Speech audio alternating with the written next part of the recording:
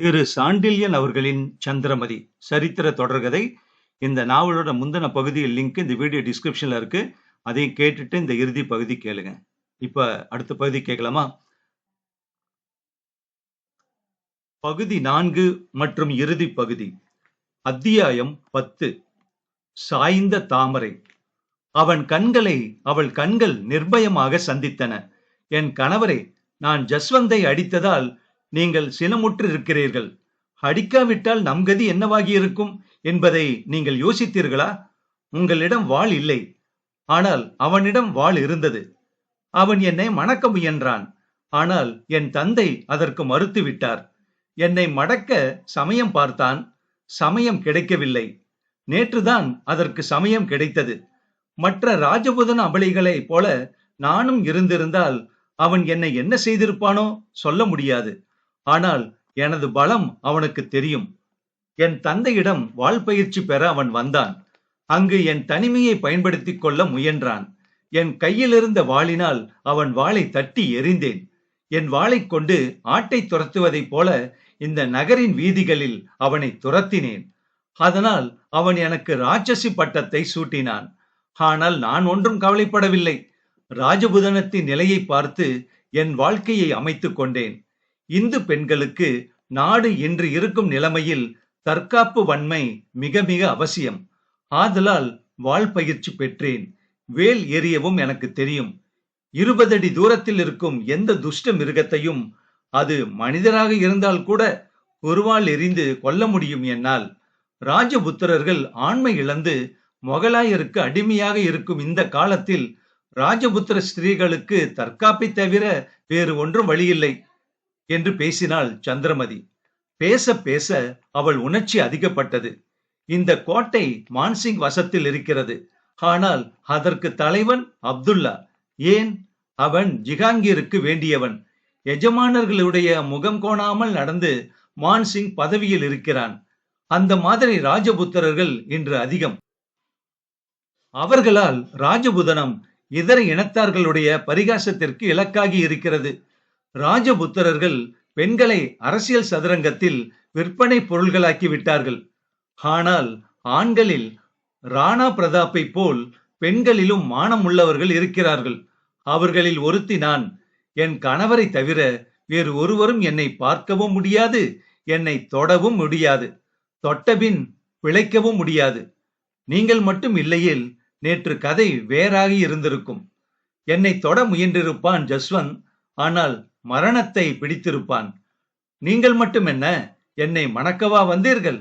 தூக்கிச் செல்லத்தானே வந்தீர்கள் இன்னொரு சோம்பேறி ராஜாவுக்கு என்ற சந்திரமதி உணர்ச்சி பெருக்கத்தில் பெருமூச்சு விட்டாள். அவள் பேச்சு சத்ருஞ்சயனை அடியோடு உலுக்கிவிட்டது. அவள் சொல்வதில் நியாய தர்மங்கள் நிரம்பி இருப்பதை அவன் கவனித்தான். அவள் ராட்சசியா இருப்பதே நியாயம் என்று எண்ணிக்கொண்டு அவள் அருகில் உட்கார்ந்தான். அவள் தோளை தன் இரு கைகளாலும் சுற்றி, சந்திரமதி, உன் நியாயம் எனக்கு புரிகிறது. ஆனால் எல்லா நியாயங்களும் எல்லா சமயங்களுக்கும் பொருந்தாது. உன்னை நான் தூக்கி கொண்டு போக வந்தது தவறல்ல. முதலில் நீ மல்லிநாதர் மகள் என்பது எனக்கும் தெரியாது, என் தந்தைக்கும் தெரியாது. அப்படி தெரிந்திருந்தால் உன்னை எனக்கு மணமுடிப்பதை நாம் இருவரும் பிறப்பதற்கு முன்பு உன் தந்தையிடம் செய்த சத்தியத்தை அவர் மீறி இருக்க மாட்டார். நீ இருக்கும் இடத்தை உன் தந்தையிடம் விசாரிக்கத்தான் உத்தரவிட்டார். பின்பு நான் வந்தேன், உண்மை உணர்ந்தேன். முதல் நாள் மாலை உன் குழலோசை கேட்ட பின் இரவில் உன்னை சந்தித்தேன். மனதை அடியோடு பறிகொடுத்தேன். இருப்பினும் மனம் ஒப்பவில்லை எனக்கு. மன்னனுக்கென்று நினைத்து வந்தவளை நான் விரும்புவது தவறு என்று நினைத்தேன். எனக்கு ராணா பிரதாப் விட்டு போன மேவாரின் முழு விடுதலை முக்கியம். அதை நினைக்காமல் சலவைக்கல் மகாலை கட்டி அதில் சுக வசதிகளை ஏற்படுத்திக் கொள்ள முயலும் ராணா அமரசிம்மன் புத்தியை போருக்கு திருப்ப உன்னை போன்ற வீர வனிதை அவசியம் என்று என் தந்தை நம்பினார். உன்னை முறைப்படி பெண் கேட்டு பார்த்தார். முதலில் நீ வளையல்களை அனுப்பினாயாம். ஆகையால் உன்னை தூக்கி வர என்னை தந்தை அனுப்பினார் என்ற சத்ருஞ்சயன் சிறிது பேசை நிறுத்தி, ஆனால் விதி விளையாடிவிட்டது. உன்னை போன்ற உறுதி உள்ளவர்களை சுகவாசியான ராணாவுக்கு மணமுடிக்க எனக்கே இஷ்டமில்லை. தவிரவும் உன் அழகு என்று வாசகத்தை முடிக்காமல் விட்டான் சத்ருஞ்சயன். பின் அவள் கண்களை மூடிக்கொண்டாள். சத்ருஞ்சயன் மங்கலான வெளிச்சத்திலும் நிகரற்று விளங்கிய அந்த ராஜபுத்திரியின் முகத்தை மறைத்த முக்காட்டை நீக்கினான். அவளை மெல்ல திருப்பி தன் மீது சாய்த்து கொண்டான். அப்படியே மல்லாந்தும் படுத்து விட்டான். அவள் அவன் மீது கிடந்தால் அசைவற்ற சிலை போல. அவள் எழிலெல்லாம் அவன் மீது இணைந்தது. எப்படி திரும்பினாலும் சிறிது புரண்டால் கூட ஏற்படக்கூடிய விளைவை நினைத்து அசையாமலே கிடந்தால் அந்த வீரன் மீது சந்திரமதி. சத்ருஞ்சயன் கைகள் எழுந்து மேல்புறமாக அவள் மீது தவழ்ந்தன, துளைத்தன. அவள் உடல் சிறிது நெகிழ்ந்து முன்னேறியதால் அவள் கழுத்து அவன் முகத்தை மறைத்தது. அந்த கழுத்தில் புதைந்த முரட்டு இதழ்கள் அதில் தாவி தாவி இம்சியை விளைவித்தன அவளுக்கு. அந்த சமயத்தில் அவளை தன் மீதிருந்து பக்கவாட்டில் புரட்டி கொண்ட சத்ருஞ்சயன் ஒரு கையை தலையில் ஊன்றி ஒரு கழித்து அவள் இதழ்களை தனது வலது கை விரல்களால் தடவினான். கன்னத்தை பற்களால் கவ்வினான் கடினமாக. 2 பற்கள் புதைந்த இடம் நன்றாக தெரிந்ததால் அந்த வடுக்கள் அவனுக்கு வெறியை அதிகமாக ஊட்டியதால் வேகமாக அவளை அணுக முயன்றான். அவள் உணர்ச்சி பெருக்கில் முனகினாள். அவன் மேற்கொண்ட செயல்களை தடுப்பது போல பாசாங்கு செய்தாள் அவள். விளக்கை அணையுங்கள் என்றாள் மெல்ல. நாம் சிறையில் இருக்கிறோம் என்று அவன் மெதுவாக பேசினான். ஆமாம், சிறைப்பட்டிருக்கிறோம் என்று கொஞ்சம் திருத்தினாள் அவள். சிறைப்பட்டிருக்கிறோமா என்று அவள் இதழ்களை தன் வசப்படுத்த முயன்றான். ஆனால் அவள் அதற்கு இடம் கொடுக்கவில்லை. இதழ்களை வேறுபுறமாக திருப்பிக் கொண்டாள். ஆம், பரஸ்பரம் சிறைப்பட்டிருக்கிறோம், இஷ்டத்துடன் என்றான். இஷ்டமில்லாவிட்டால்? அவன் அத்தனை உணர்ச்சியிலும் வியப்புடன் கேட்டான். இங்கு இருக்க மாட்டோம் என்றாள் அவள். சற்று வளைந்து அவன் உடலுடன் தனது உடலை இணைத்தாள். அவனும் அவளை இறுக பிடித்தான். இங்கு இருப்பதும் இருக்காததும் நமது இஷ்டமா என்ன என்று வினவினான். ஆம் என்ற சந்திரமதி, எனக்கு வெட்கமாக இருக்கிறது, விளக்கை அணைத்து விடுங்கள் என்றாள். கதவு பூட்டியிருக்கிறதே என்றான் அவன். அவள் அவனது கையொன்றை எடுத்து தனது இடையில் சேலைக்குள் சொருகி எடுத்துக் கொள்ளுங்கள் என்றாள். அத்தனை காம வேகத்திலும் திடீரென்று ஸ்தம்பித்தன அவன் உணர்ச்சிகள். இடை சேலைக்குள் கையில் அகப்பட்டது வளவளு என்ற அவள் வயிறு அல்ல, நீண்ட மெல்லிய குருவால் ஒன்று கையில் தட்டுப்பட்டது. அதை எடுக்க முயன்றான் சத்ருஞ்சயன். ஐயோ, அப்படி இழுக்காதீர்கள், என் வயிற்றை அது கீறிவிடும் என்றாள். பின் எப்படி எடுப்பது என்று கேட்டான். சீலை பிரிவை சிறிது பிரியுங்கள், மடிப்புகளுக்குள் வைத்திருக்கிறேன் என்று சொன்னாள். அடுத்து அவன் துரிதமாக சீலையை பிரிக்கும் பணியில் இறங்கினான். மெதுவாக சீலை மடிப்புகளில் 2 விலக்கி கத்தியை லேசாக எடுத்தான். எடுத்ததும் அந்த சேலையை மீண்டும் சரிபடுத்த முயன்றான். நீங்கள் கத்தியால் பூட்டை உடையுங்கள், சேலையை நான் சரிபடுத்திக் கொள்கிறேன் என்றாள் சந்திரமதி. அவள் இதழ்களை ஆசையுடன் பருகிய சத்ருஞ்சயன், சந்திரமதி, அந்த பணியும் எனக்கே இருக்கட்டும், நீ பேசாமல் இரு என்று கூறிவிட்டு குருவாளை எடுத்துக்கொண்டு சிறை பூட்டை லேசாக மேலே எடுத்து அதன் வாயில் குருவாளின் நுனியை கொடுத்து ஒரு திருகு திருகினான். உள்ளே இருந்த இரும்பு நரநரவென்று மெல்ல சப்தித்து அடுத்து பூட்டு திறந்தது. மெல்ல கதவை திறந்து கொண்டு சிறை வழியில் இருந்த விளக்கை திரியை இழுத்து அணைத்தான். எங்கும் மையுருள் சூழ்ந்தது. திரும்பி சிறைக்குள் வந்து பூட்டை பூட்டியிருப்பது போல் மாட்டிய சத்ருஞ்சயன் சந்திரமதியை நாடி வந்தான். அவள் பக்கத்தில் உட்கார்ந்து, சந்திரமதி, சேலையை காட்டு, மடிப்புகளை மறுபடியும் விசிறி போல நான் மடிக்கிறேன் என்று கூறி அவள் இடைச்சேலையை நெகிழ்த்தி சரி செய்ய முயன்றான். அவள் அவனை அப்படியே அணைத்துக் கொண்டு, என் ராசாவே, உனக்கு இதெல்லாம் ஏற்கனவே பழக்கமா என்று அவன் காதில் மிக ரகசியமாக கேட்டாள். அடி சந்திரமதி, எனக்கு பழக்கமில்லை, உன்னிடம்தான் நான் கற்றுக்கொள்ள வேண்டும் என்று அவள் காதில் அவனும் ஓதினான். சேலையை சரி செய்ய முயன்று முடியாமல் அவன் திண்டாடினான். சந்திரமதி அவன் கையை பிடித்து, அப்படியல்ல, இப்படி மடியுங்கள் என்றாள். அவன் தொடர்ந்து திண்டாடினான். ஐயையோ, மடிக்கவில்லை நீங்கள் என்று மிரட்டி அவள், நேரமாகிறது என்று அவசரப்படுத்தினாள். எதற்கு? அவன் மெதுவாக கேட்டான். அவள் சொன்னதை தவறாக புரிந்து கொண்டு. அவன் இச்சையை புரிந்து கொண்ட அவள் மனோகரமாக மிக மெதுவாக நகைத்தாள். என் தந்தை வருவதற்கு என்று நகைப்பின் ஊடே கூறினாள். அதிர்ச்சி அவன் உணர்ச்சிகளை அறுத்தெறிந்தது. எதற்கு உன் தந்தை வருகிறார் என்று வினவினான் சத்ருஞ்சயன். 3வது ஜாம் ஆரம்பத்தில் தெரியும் என்றாள் அவள். அதுவரை என்று அவன் கேட்டான். நான் நான் உங்கள் அடிமை என்று அவள் அவன் மீது சாய்ந்தாள். சாய்ந்த அந்த தாமரையை அவன் தனது கைகளில் ஏந்தினான், இழுத்தான், இறுக்கினான். அத்தியாயம் 11. விடுதலை. காலகதி ஒரு மாதிரியாக, ஒரே விதமாக, ஒரே அளவுடன் ஓடிக்கொண்டிருந்தாலும் நேரத்தின் அனுபவம் மட்டும் மனிதனுடைய சிந்தனையை பொறுத்ததாகவே அமைகிறது. ஒரு மனிதரிடம் நாம் 2 நாளிகைகள் பேசிக் கொண்டிருக்கிறோம். அவர் எழுந்து போகும்போது ஏதோ அரை வினாடிதான் பேசிக் கொண்டிருந்ததாக நினைக்கிறோம். இன்னொருவர் வந்து அரை நிமிஷம் பேசுகிறார். 10 நாளிகை பேசிவிட்ட அலுப்பு நமக்கு வருகிறது. உரையாடலின் சுவாரஸ்யம், பேசும் மனிதரை நமக்கு எத்தனை தூரம் பிடிக்கிறது என்ற உணர்ச்சி, இவற்றை பொறுத்து நேரம் அதிகமாகிவிட்டதா குறைந்ததா என்பதை நாம் தீர்மானிக்கிறோம். சாதாரண உரையாடலுக்கே இந்த நியதி என்றால், காதல் அனுபவத்திற்கு நேர நிர்ணயம் ஏது? எத்தனை நேரமும் குறைந்த நேரமாகத்தானே தெரியும். நேரம் அனாவசியமாக ஓடிவிட்ட எண்ணம்தானே மனதில் நிலைக்கும்.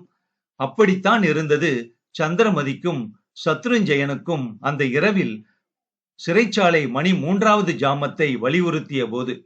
கணீர் கணீர் என 3 முறை மணி ஒலித்ததும் சத்ருஞ்சயனை விட்டு விலகினாள் சந்திரமதி வேகமாக. தந்தை வரும் நேரமாகிவிட்டது என்றும் வலியுறுத்தினாள். சத்ருஞ்சயன் அடுத்த நிகழ்ச்சிக்கு தயாராகி குருவாளை கையில் ஏந்தி உடையையும் சீர்படுத்தி கொண்டு எழுந்து நின்று தனது அறைக்கு வெளியே எட்டி பார்த்தான். எங்கும் கார் இருள் கவிழ்ந்து நின்றது. 2 சிறைச்சாலை காவலர் மட்டும் உளவும் பாதரட்சை ஒளி மட்டும் சரு சரு என்று ஒரே சீராக கேட்டது. அதை பார்த்து திரும்பிய சத்ருஞ்சயன், சந்திரமதி, காவலர் 2 தான் இருக்கிறார்கள் என்று சொன்னான். இந்த சிறைச்சாலையில் என்றுமே காவல் அதிகம் கிடையாது என்று பதில் சொன்னான் சந்திரமதி. ஏன், யாரும் தப்ப மாட்டார்கள் என்ற நினைப்பா என்று கேட்டான் சத்ருஞ்சயன். தப்பியும் பயனில்லை என்ற நினைப்புதான். ஒவ்வொரு கோட்டை வாசலும் பலமாக காக்கப்பட்டிருக்கிறது. இந்த சிறையில் இருந்து தப்பினாலும் கோட்டையில் இருந்து தப்ப முடியாது என்றாள் சந்திரமதி. அடுத்து ஏதோ பதில் சொல்ல முற்பட்ட சத்ருஞ்சயன் சட்டென்று பேச்சை நிறுத்தி கொண்டான். சிறையின் முகப்பு வாசலில் திடீரென ஏதோ நிழல்கள் தெரிந்தன. அடுத்த சில வினாடிகளில் 2 காவலர்களின் பாதரட்சை ஒளி நின்றது. தட் என்று யாரோ விழுந்த சத்தம் மட்டும் கேட்டது. பிறகு அரவம் எதுவும் இல்லை. சிறிதும் சத்தம் செய்யாமல் சில உருவங்கள் சிறைச்சாலைக்குள் புகுந்து விட்டன. சத்ருஞ்சயன் இருக்கும் அறைக்கு வந்ததும் கால்நடிகள் நின்றுவிட்டன. சத்ருஞ்சயா, எங்கிருக்கிறாய் என்று ஒலித்தது மெதுவாக மல்லிநாதர் குரல். இதோ இருக்கிறேன் என்று கூறிக்கொண்டு கதவை திறந்து வெளியே வந்தான் சத்ருஞ்சயன். இதோ உன் வாள், பிடி என்று கூறிய மல்லிநாதர் அவன் கையில் அவனுடைய வாளை திணித்தார். இதை சந்திரமதியிடம் கொடுத்துவிடு என்று இன்னொரு வாளையும் அவனிடம் கொடுத்த மல்லிநாதர், மகளே என்று அழைத்தார். சந்திரமதி அவருக்கு அருகில் வந்தாள். அவள் தலையை கோதி முதுகையும் வருடி கொடுத்த மல்லிநாதர், சந்திரமதி, உன்னை வளர்த்த பயனை நான் அடைந்து விட்டேன். உன்னை ஒப்படைக்க வேண்டியவனிடம் ஒப்படைத்து விட்டேன். இந்த சிறைக்கு வெளியே 2 புறவிகள் இருக்கின்றன. வேகத்தில் நிகரற்றவை. நீங்கள் இருவரும் அவற்றில் ஏறிச் செல்லுங்கள். முதலில் அவசரத்தை காட்ட வேண்டாம். மெதுவாக செல்லுங்கள். இப்பொழுது கோட்டை வாசலில் காவல் மாறும். புது காவலர் என்னிடம் வித்தை பயின்றவர்கள். நீங்கள் கேட்காமலேயே உங்களுக்கு வாசல் திறக்கப்படும். வெளியே சென்றதும் தாமதிக்காதீர்கள். புறவிகள் வாயு வேகத்தில் பறக்கட்டும். உங்களை யாராவது தொடர்ந்து வந்தால், உங்களை மறித்தால் வாள் இருக்கிறது உங்களை காத்துக்கொள்ள என்றார் மல்லிநாதர் உறுதியாக. நீங்கள் என்று கவலையுடன் கேட்டாள் சந்திரமதி. இனி நீ கவலைப்பட வேண்டியது உன் கணவனை பற்றித்தான். சதா பிறந்தகத்தை நினைப்பது இந்து தர்மத்திற்கு சரி ஆகாது. உங்களை நான் 2 தினங்களில் சந்திப்பேன். இல்லையேல் இந்த கோட்டை என் வசமான செய்தி உங்களுக்கு வரும் என்ற மல்லிநாதர், வாருங்கள் என்னை தொடர்ந்து என்று சொல்லி முன்னே நடந்தார். அவருடன் வந்த 3 சீடர்களும் அவருக்கு முன்னே நடந்தார்கள். சிறைச்சாலை முகப்பு தாழ்வரையில் 2 காவலர் விழுந்து கிடந்தனர். முசஃபர் வாயில் துணியை கவ்வி உடலுக்கு குறுக்கே பிணிக்கப்பட்ட கயிறுகளுடன் காட்சியளித்தார். இவற்றையெல்லாம் சத்ருஞ்சயன் கவனித்தாலும் மல்லிநாதர் எதையும் கவனிக்காமல் சிறைச்சாலைக்கு வெளியே நடந்தார். சிறைச்சாலைக்கு வெளியே இரு அழகிய புறவிகள் நிற்பதைக் கண்ட சத்ருஞ்சயன் அவற்றில் ஒன்றை தடவினான். பிறகு கடிவாளத்தை அவிழ்த்து ஏற சித்தமானான். இன்னொரு புறவியில் சந்திரமதி ஏறி தன் உரையில் இருந்த வாளை ஒரு முறை தட்டி பார்த்து கொண்டாள். மல்லிநாதரும் அவர் சீடர்களும் அடுத்து அங்கு நிற்கவில்லை. பக்கத்து சந்துகளில் மறைந்து விட்டார்கள். சத்ருஞ்சயன் தனது புறவியை நிதானமாக நடத்தினான். சந்திரமதியை முக்காட்டால் முகத்தை நன்றாக மறைக்கும்படி கூறி அவளை பின்னால் தன் புறவியுடன் நெருங்கி வரும்படி கூறினான். என்னை யாராவது தடுத்தால் உடனடியாக உனது புறவியை துரத்தி கோட்டைக்கு வெளியே விரைந்து விடு என்றும் தெரிவித்தான். நீங்கள் என்று வினவினாள் சந்திரமதி. எதிர்ப்பவரை வெட்டிவிட்டு வருவேன். மல்லிநாதர் மகளே, இந்த வாள் என்னிடம் வந்த பிறகு என்னை யாரும் ஜெயிக்க முடியாது என்று பேசிய சத்ருஞ்சயன் புறவியை மெதுவாக நடக்க விட்டான். கோட்டை வாயிலுக்கு வந்ததும் மல்லிநாதர் சொன்னபடிதான் சகலமும் இருந்தது. வாசலில் காவல் மாறிக்கொண்டிருந்தது. ஆனால் அடைக்கப்பட்ட கதவு மட்டும் திறக்கவில்லை. இருப்பினும் பழைய காவலர் சென்று புது காவலர் வந்ததும் கதவு திறக்கப்பட்டது. அதை அடைந்து சந்திரமதி வெளியே சென்றதும் கதவு மெதுவாக மூடத் தொடங்கியது. அந்த சமயத்தில் துவங்கினான் சத்ருஞ்சயன் தனது நடவடிக்கையை. கதவை மூட முற்பட்ட ஒருவன் கையில் குறுவாள் எறிந்து அந்த கையை பயனற்றதாக செய்தான். அடுத்து வாளை உருவிக்கொண்டு வாயிலை நோக்கி புறவியை பாயவிட்டான். இடையே வந்த இருவரை அவனது வாள் தடுத்தது. வெகு வேகத்தில் பக்கங்களில் வந்தவரை காயப்படுத்தி வீழ்த்திவிட்டு வெளியே புறவியை பறக்க விட்டான். இந்த நிகழ்ச்சிக்கு பிறகு கோட்டை முரசு பலமாக ஒலித்தது. மல்லிநாதர் 10 வீரர்களுடன் புறவியில் வந்து, என்ன இங்கே என்று வியப்புடன் விசாரித்தார். யாரோ இருவர் தப்பி ஓடுகிறார்கள் என்றான் ஒரு காவலன் அவரிடம். அவன் தனது மாணவன் இல்லை என்பதை உணர்ந்து கொண்ட மல்லிநாதர் மீண்டும் கேட்டார், யாரது என்று. தெரியவில்லை என்றான் காவலன். அப்படியானால் அவர்களை ஏன் துரத்தவில்லை என்று கேட்ட மல்லிநாதர், மாணவர்களே வாருங்கள், அநேகமாக ஓடியவர்கள் அடிக்கடி வரும் ராணாவின் ஒற்றர்களாகத்தான் இருப்பார்கள் என்று கூறி தமது புறவியை கோட்டைக்கு வெளியே பறக்க விட்டார். முன்னே சத்ருஞ்சயன் புறவியும் சந்திரமதியின் புறவியும் கண்ணுக்கு தெரியாததால் திரும்ப முயன்றார் மல்லிநாதர். பிறகு எதையோ நினைத்து கொண்டு தனது மகளும் மருமகனும் சென்ற திசைக்கு நேர் எதிர் திசையில் தமது புறவியை செலுத்தினார். மாணவர்களும் அவர் புறவியை தொடர்ந்தனர். அவர்கள் ஓடுவதைக் கண்ட கோட்டை காவலர் அந்த கூட்டத்தை பின்தொடர்ந்தார்கள். சத்ருஞ்சயனும் சந்திரமதியும் சிறிது தூரம் புறவிகளை துரத்திய பிறகு இனி அவசரமில்லை என்ற நினைப்பில் புறவிகளை சிறிது நிறுத்தினார்கள். அவர்கள் நின்ற இடத்தில் இருந்து சிறிது தூரத்தில் ஜஸ்வந்த் நின்று கொண்டிருந்தான் இரு காவலருடன். சத்ருஞ்சயா, இதை நான் எதிர்பார்த்தேன் என்று கூறிக்கொண்டு வாளை உருவிக்கொண்டு தனது வீரர் இருவருடன் சந்திரமதியையும் சத்ருஞ்சயனையும் நெருங்கினான். ஜஸ்வந்தின் தலையில் அப்பொழுதும் கட்டி இருந்ததால் சத்ருஞ்சயன் புறவியில் இருந்து அசையவில்லை. ஜஸ்வந்த், நான் உன்னுடன் போராட முடியாது, நீ காயப்பட்டிருக்கிறாய் என்றான் சத்ருஞ்சயன். என் வாளுக்கு காயமில்லை என்று சொல்லிக்கொண்டே ஜஸ்வந்த் சத்ருஞ்சயனை நெருங்கினான். அவன் தன்னை அணுகு மட்டும் காத்திருந்த சத்ருஞ்சயன் எதிரி வாள் தன் மீது பாய மேலே எழுந்ததும் தனது வாளை திடீரென உருவி எதிரியின் வாளை தடுத்தான். ஒரு முறை அதை சுழற்ற அது ஜஸ்வந்தின் கையில் இருந்து பறந்தது. இப்படி இந்த இருவரும் போர் செய்து கொண்டிருந்த போது சந்திரமதியை அணுகிய இருவரும் திடீரென அலறினார்கள். அவர்கள் கைகள் செயலற்று தொங்கிக் கொண்டிருந்தன. அவர்களை கொல்லாதே சந்திரமதி என்று கூவிக்கொண்டு அவள் புறவியின் வயிற்றில் உதைத்து அவள் புறவியை பறக்க விட்டான் சத்ருஞ்சயன். அவளை அசுர வேகத்தில் அவனும் பின்தொடர்ந்தான். மறுநாள் காலை உதயபூரை அடைந்து குடிசையில் உட்கார்ந்திருந்த தனது தந்தையின் கால்களில் சந்திரமதியுடன் வணங்கினான் சத்ருஞ்சயன். இவள் யார் என்று கேட்டார் சலும்பிரா. மல்லிநாதர் மகள் என்றான் மகன். மல்லிநாதர் மகளா? ஆம் தந்தையே, இவளை எனக்கு மனம் முடிப்பதாக நீங்களும் அவரும் சபதம் செய்து கொண்டீர்களாம் என்று கதையை துவங்கினான் சத்ருஞ்சயன். சலும்பிரா சிந்தித்தார். ஆமாம் மகனே, அப்படி ஒரு சபதம் செய்தோம். இப்பொழுது எனக்கு நினைவுக்கு வருகிறது என்றார். அதை உங்கள் நண்பர் நிறைவேற்றிவிட்டார். எதை? உங்கள் சபதத்தை. எப்படி? அவர் மகளை எனக்கு மனம் முடித்து கொடுத்து விட்டார். இவள்தான் உங்கள் மருமகள். என்ற சத்ருஞ்சயனை சீற்றத்துடன் பார்த்தார் பெரிய சலும்பரா. நான் உன்னை அனுப்பிய பணி என்னவாயிற்று என்று கேட்டார் கோபத்துடன். முடித்து விட்டேன் என்றான் சத்ருஞ்சயன். சந்திரமதியை கண்டுபிடித்தாயா? கண்டுபிடித்து விட்டேன். இதனால் உற்சாகப்பட்ட பெரிய சலும்பரா, எங்கே சந்திரமதி என்று கேட்டார். இதோ என்று தன் மனைவியை காட்டினான் சத்ருஞ்சயன். இவளை ராணாவுக்கு மணமுடிக்க உன்னை அனுப்பினேன், நீயே மணமுடித்துக் கொண்டாயா என்று சீறினார் தந்தை. சத்ருஞ்சயன் தர்ம சங்கடத்துடன் அசைந்தான்.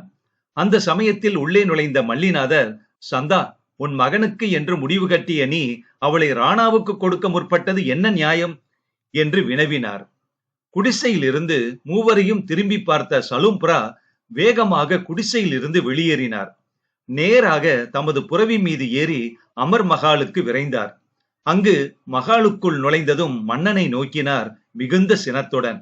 அமர்சிம்மன் அப்பொழுது தனது சேனாதிபதிகள் புடைசூழ சிம்மாசனத்தில் அமர்ந்திருந்தான். அவனுக்கு பின்னால் அந்த பெரிய பிரிட்டிஷ் கண்ணாடி காட்சியளித்தது. அதில் ராணாவின் தலைப்பாகையின் பின்பகுதி மிக அழகாக தெரிந்தது. அந்த மகாலின் நடுவே நின்ற சலும்பரா வம்ச தலைவர் தமது மகன் மீதிருந்த சீற்றத்தை மன்னன் மீது திருப்பி ராணா என்று கூவினார். ராணா மெதுவாக சலும்பராவை நோக்கி திரும்பினார். என்ன சேனாதிபதி என்று வினவினார். இந்த கண்ணாடி எதற்கு என்று கேட்டார் பெரிய சலும்பரா. தர்பாருக்கு அழகு செய்ய என்றான் அமரசிம்மன். அவ்வளவுதான். சலும்பராவின் சினம் உச்ச நிலையை எட்டியது.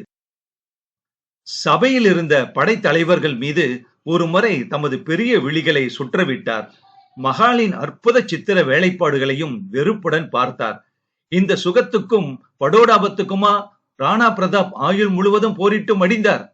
ராணா தூங்குவதற்கு ஒரு அரண்மனை, அதில் ஓர் அழகு தர்பார், சூழ்ந்து உட்கார்ந்திருக்க உங்களைப் போல் பொம்மைகள் என்று கூறி தரையில் விரிக்கப்பட்டிருந்த பெரிய விரிப்பு பறக்காமல் இருப்பதற்காக வைத்திருந்த ஒரு பெரிய கல்லை எடுத்து ராணாவுக்கு பின்னால் இருந்த கண்ணாடி மீது வேகமாக வீசினார்.